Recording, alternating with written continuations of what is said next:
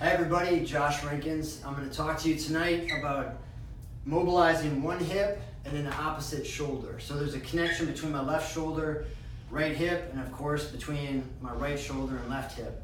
So two-step process. First, you're going to mobilize the hip area. So I can take a simple lacrosse ball, any type of tool will do, a foam roller, lacrosse ball, tennis ball, and I want to get down on the ground. This little ball allows me to kind of get into some of these little nooks and crannies of my hip. So I'm going to go from the front, the top of my pelvic bone. I'm going to work my way down the thigh. I can kind of turn my body to the side a little bit and then get on the lateral aspect of my hip. You can get into all these little corners and stuff with that ball. And just go nice and slow. Roll that area if you want. You can go down the thigh, add a little knee flexion. Create a little bit of length through that tissue. The key, I'm telling you, the key is to spend about 3 to 4 minutes on that tissue. After 3 to 4 minutes, go to the opposite shoulder.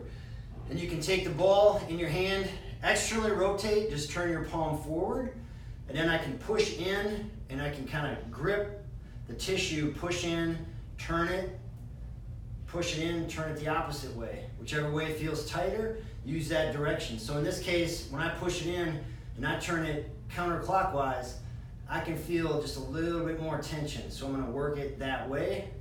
Or I can just take it with a wide open hand, and I can roll. And I'm just rolling underneath my collarbone down into this pectoral region. Again, nice and slowly, just getting in there, keeping the humerus rotated out.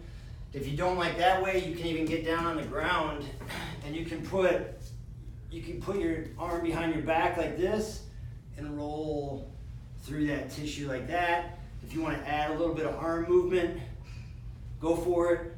Get wild, be creative, and do all that with the ball. Again, 3 to 4 minutes. When you're done, you're going to take a pole. This is a simple PVC pipe.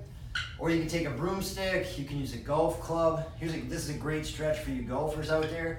And what I'm going to do, remember I rolled my right hip and my left shoulder pec area. So I'm going to stretch the right hip and the left pec. So to do so, I'm going to elevate my left foot and I'm going to push my right foot back to put my hip in some extension right off the bat. And I'm going to open my hand, put it at the end of the pole, overhand grip down low. And then I'm going to stay nice and tall, and I'm going to push the pole up and back. I'm opening up this area right here. Take a big breath in and out, and then bring it back down across my body. Inhale, exhale up, go through another breath. Big breath on the stretch. Exhale, bring it back down. Back up, stretch, breathe.